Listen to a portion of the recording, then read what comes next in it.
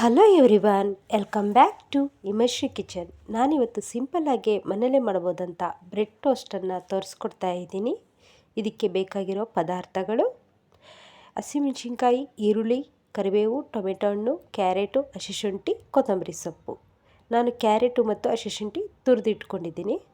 ನಂತರ ಒಂದು ಬಾಣಲೆಯಲ್ಲಿ 3-4 ಟೇಬಲ್ ಸ್ಪೂನಷ್ಟು ಎಣ್ಣೆ ಹಾಕ್ಕೊಳ್ಳೋಣ ಒಗ್ಗರಣೆಗೆ.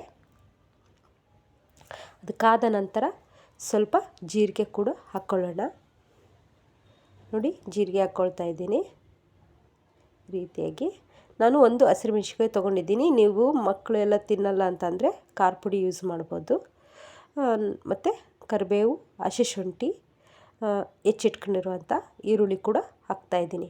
ನೀವು ಬೇಕಾದರೆ ಉದ್ದಾಗಿ ಸ್ಲೈಸ್ ಥರ ಕಟ್ ಮಾಡಿ ಈರುಳ್ಳಿಯನ್ನು ಹಾಕ್ಕೋಬೋದು. ನಮಗೆ ಈ ರೀತಿ ಇದ್ರೇ ಚೆನ್ನಾಗಿ ಅಂತ ತೋರಿಸ್ಕೊಡ್ತಾಯಿದ್ದೀನಿ ಸಣ್ಣದಾಗಿ. ಇದನ್ನು ಭಾಳ ಹೊತ್ತು ಫ್ರೈ ಮಾಡೋದು ಬೇಡ.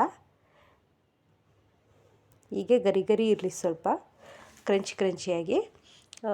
ಈಗ ಟೊಮೆಟೊ ಹಣ್ಣು ಕೂಡ ಹಾಕ್ತಾಯಿದ್ದೀನಿ. ನಾನು ಒಂದು ಟೊಮೆಟೊ ಹಣ್ಣು ದೊಡ್ಡದು ತೊಗೊಂಡಿದ್ದೀನಿ. ನಂತರ ತುರಿದಿಟ್ಕೊಂಡಿರೋ ಕ್ಯಾರೆಟ್ ಕೂಡ ಹಾಕಿ ಒಗ್ಗರಣೆಯಲ್ಲಿ ಫ್ರೈ ಮಾಡ್ಕೊತಾ ಇದ್ದೀನಿ. ನಂತರ ರುಚಿಗೆ ತಕ್ಕಷ್ಟು ಉಪ್ಪು ಕೂಡ ಹಾಕ್ತಾಯಿದ್ದೀನಿ. ಸ್ವಲ್ಪ ಅರಿಶಿಣ, ಸ್ವಲ್ಪ ಖಾರದ ಪುಡಿ, ಸ್ವಲ್ಪ ಗರಂ ಮಸಾಲ ಆ್ಯಡ್ ಮಾಡ್ಕೊಳ್ತಾ ಇದ್ದೀನಿ. ಅಷ್ಟೇ, ಸ್ವಲ್ಪ ಬಿಸಿ ಮಾಡ್ಕೊಳ್ತಾ ಇದ್ದೀನಿ ಅಷ್ಟೇ ನಾನು. ನಂತರ ನಾನು ಲಾಸ್ಟಲ್ಲಿ ಸ್ವಲ್ಪ ಟೊಮೆಟೊ ಕೆಚಪ್ ಕೂಡ ಹಾಕ್ತಾಯಿದ್ದೀನಿ. 1 ಸ್ಪೂನಷ್ಟು ಟೊಮೆಟೊ ಕೆಚಪ್ ಕೂಡ ಹಾಕ್ತಾಯಿದ್ದೇನೆ. ನೋಡಿ, ಆಯಿತು ಇದು ಒಗ್ಗರಣೆ. ಲಾಸ್ಟಲ್ಲಿ ಕೊತ್ತಂಬರಿ ಸ್ವಲ್ಪ ಆ್ಯಡ್ ಮಾಡ್ಕೊಳ್ಳೋಣ. ನೋಡಿ ಯಾವ ರೀತಿ ಆಗಾಗಿದೆ ಅಂತ. ಒಂದು ಹಂಚು ಮೇಲೆ ಸ್ವಲ್ಪ ಎಣ್ಣೆ ಸವರಿ ಇಟ್ಕೊಂಡಿದ್ದೀನಿ ನಾನು. ಅದಕ್ಕೆ ಬ್ರೆಡ್ ಹಾಕಿ ರೋಸ್ಟ್ ಮಾಡ್ಕೊಳ್ತಾ ಇದ್ದೇನೆ.